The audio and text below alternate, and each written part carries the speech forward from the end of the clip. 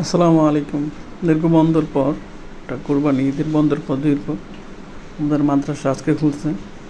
খোলার পর প্রচুর বৃষ্টির মধ্যে বাচ্চারা উপস্থিত হয়েছে।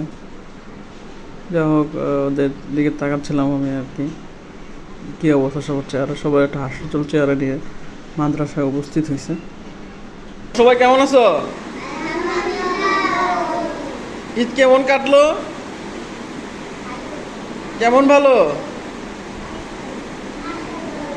মাশাল্লাহ ভালো। আচ্ছা, অনেক দিন বন্ধ ছিল ঈদের, না? অনেক বন্ধ পাইছো। তো ঈদে খালি কি গরুর মাংসই খাইছো, না লেখাপড়া করছো? হ্যাঁ, শুধু কি গরুর মাংসই খাইছো না লেখাপড়াও করছো, কোনটা? কিছুই করো না? খালি খাইছো আর দাইছো আর ঘুমাইছো। আচ্ছা, তাহলে ঈদের এত বন্ধর পরে আমরা এখন কি করব? লেখাপড়া করবো, ঠিক না? আচ্ছা, জুনায়েদ কেমন আছো?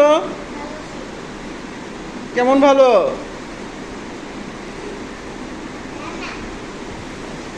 তারপরে তোমার কি অবস্থা আশরাফুল? আলহামদুলিল্লাহ বলবে কি?